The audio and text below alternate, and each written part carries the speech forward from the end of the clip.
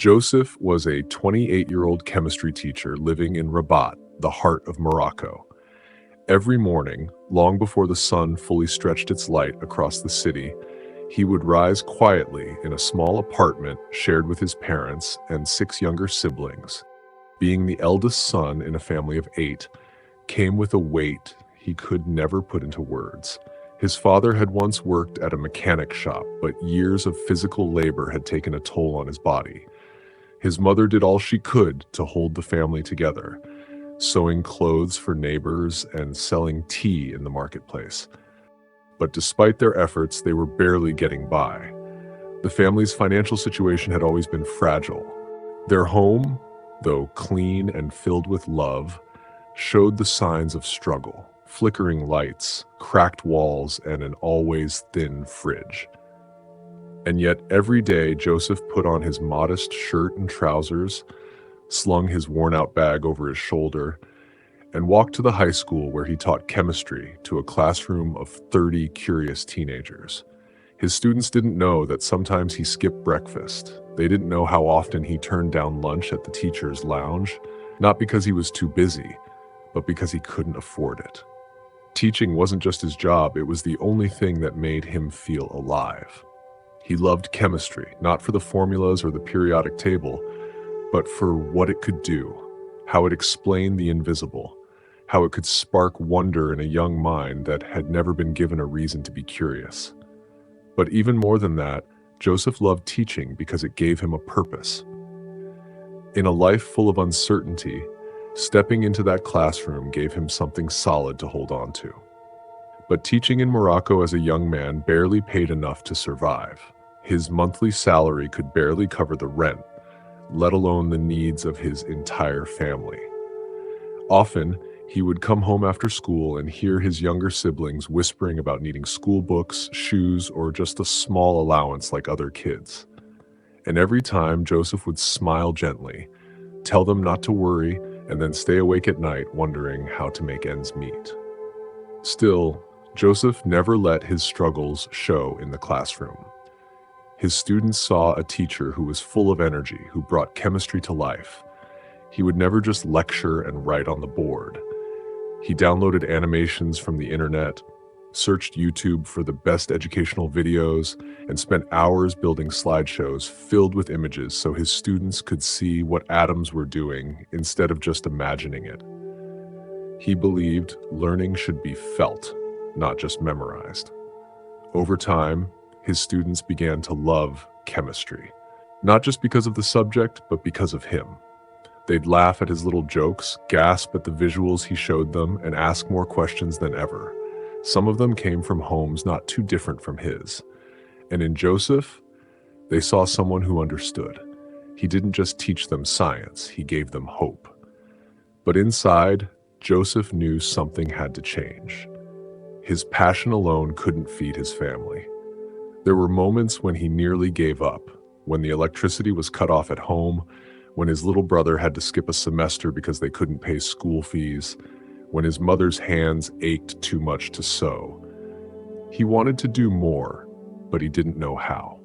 One night, while scrolling through his phone with spotty Wi-Fi, he came across a video on TikTok. It was a teacher in another country recording his class and sharing it with the world. The video had millions of views.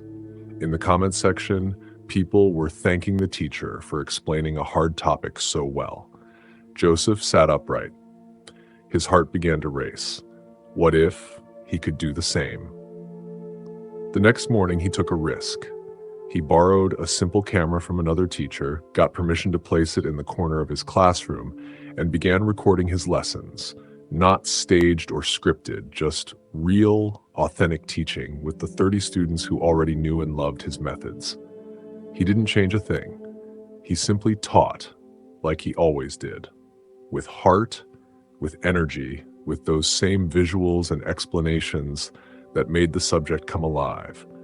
After class, he edited the videos himself on an old laptop that crashed more times than he could count. He taught himself how to cut the footage, how to add text and background music. It took him hours, and when he finally uploaded his first video to TikTok and YouTube, he didn't know what to expect. Maybe a few views, maybe nothing at all. But something incredible happened.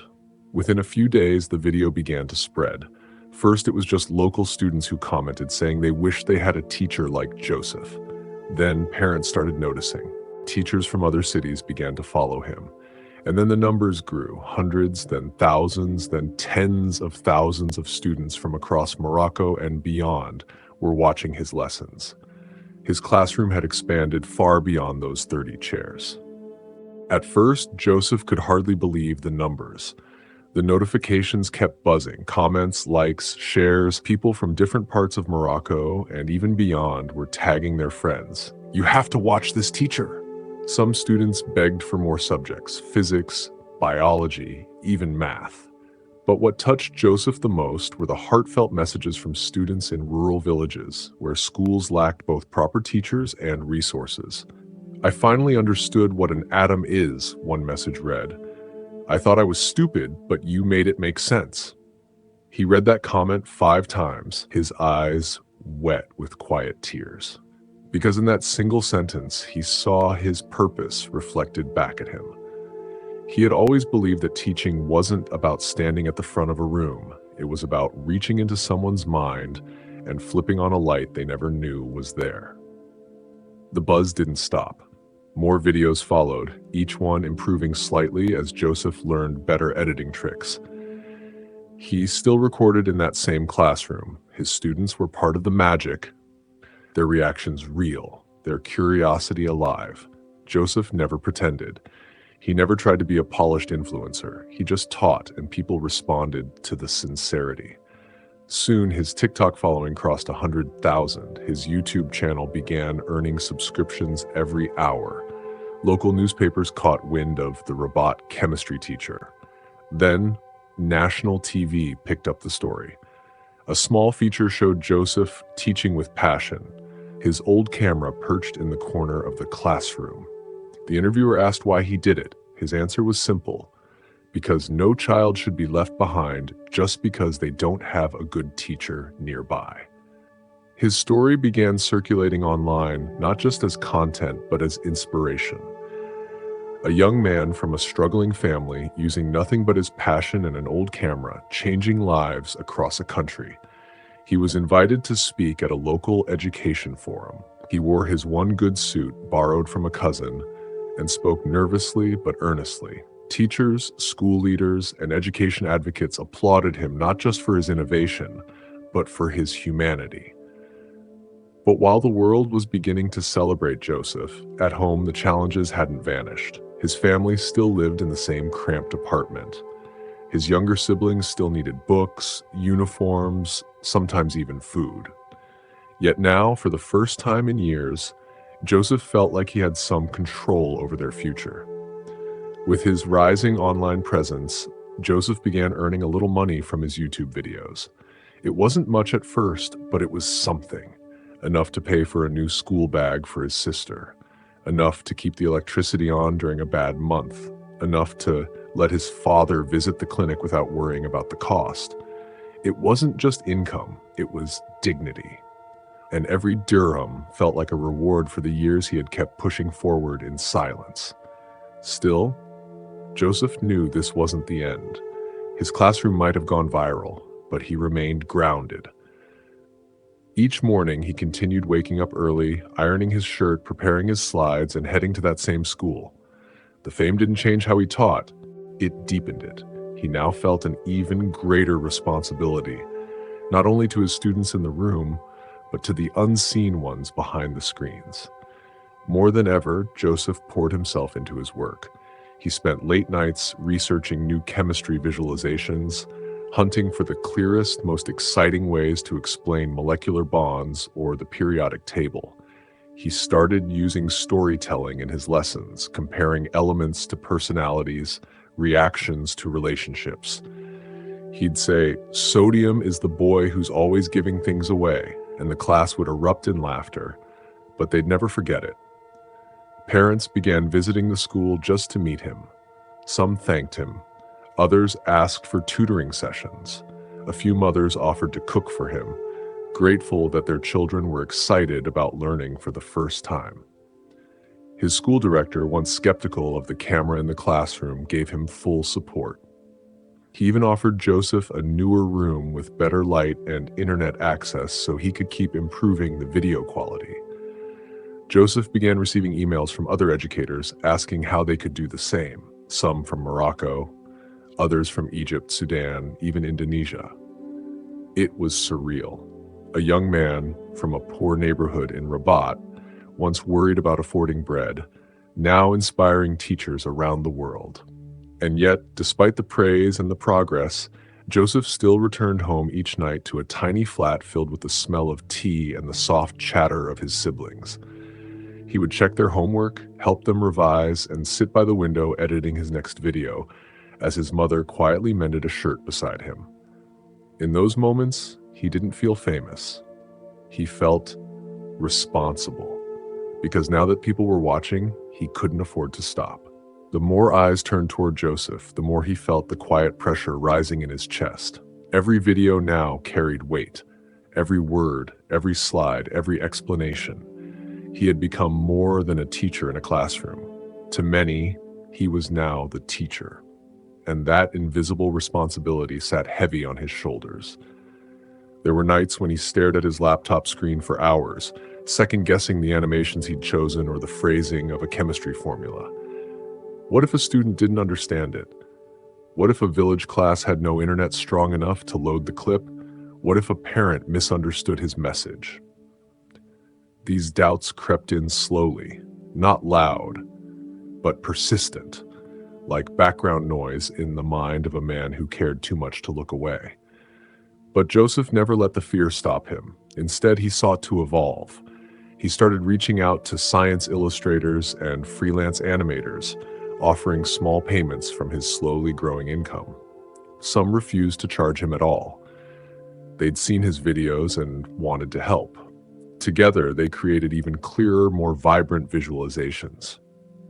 The lessons became not just lectures, but cinematic experiences where atoms danced, electrons orbited like planets, and reactions exploded with color and sound.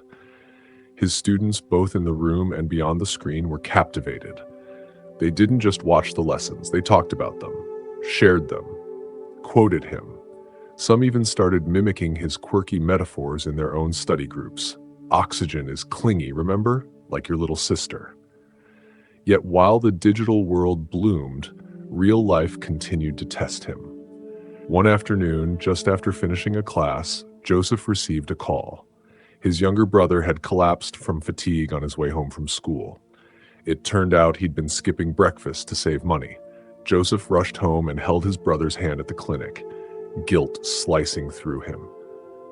All this time, he had been teaching the world, and he hadn't noticed his own brother's hunger.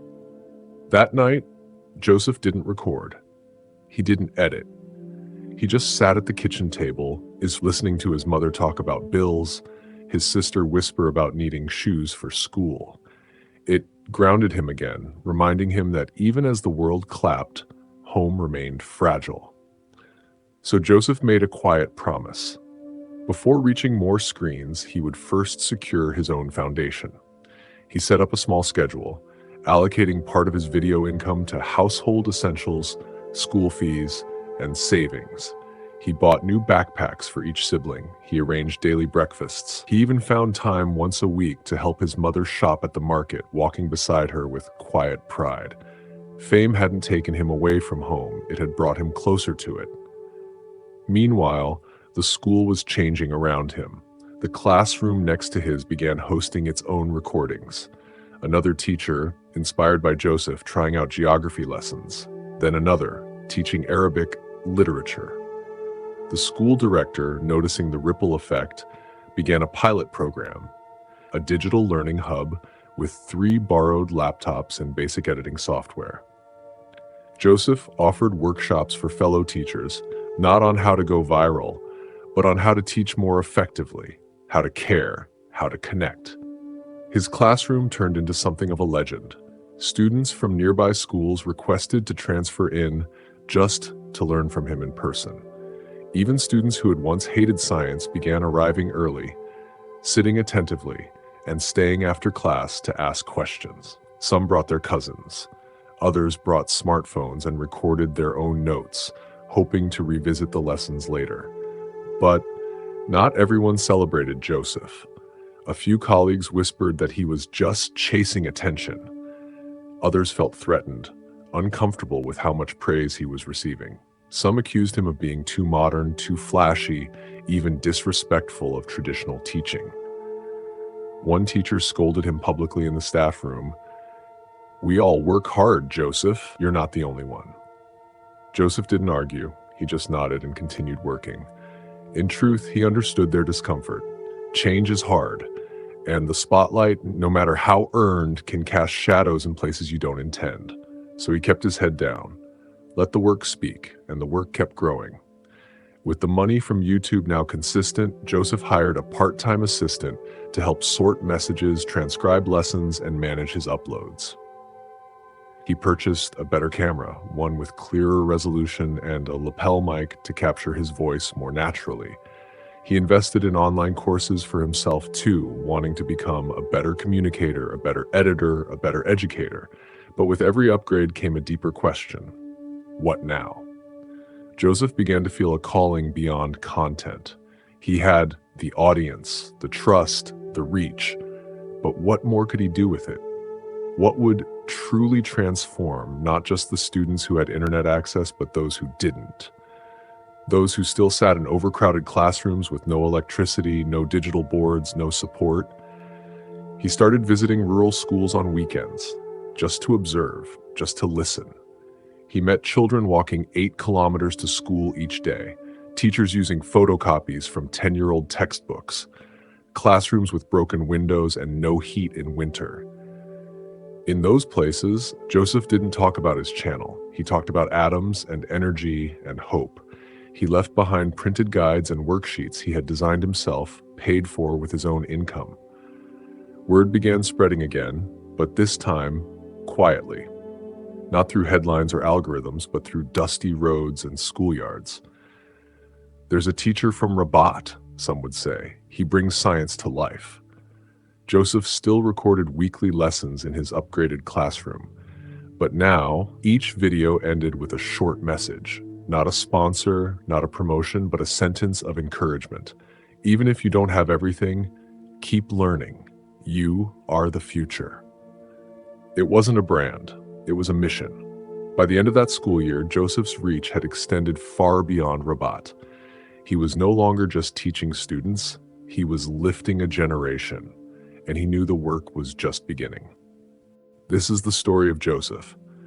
He began as a teacher with chalk-stained fingers and a restless heart, standing before 30 students in a noisy Rabat classroom. But somewhere between that first lesson and the hundreds that followed, he became something else, something more. He became a bridge between forgotten schools and thriving futures, between a generation raised on short videos and the depth of real knowledge, between a boy born into scarcity and the quiet belief that even the smallest light can change everything. Joseph never set out to be famous, and he never thought that one day children in mountain villages would know his name. But it happened, not through marketing or money, but through the purest thing a person can give. Effort wrapped in love. He taught chemistry. But what he gave was dignity, and he never stopped giving. One cold morning in January, Joseph stood in front of his largest audience yet, a national education summit in Casablanca. The room held ministers, scientists, university deans. His invitation had come quietly, an email buried in dozens of others. He almost didn't see it.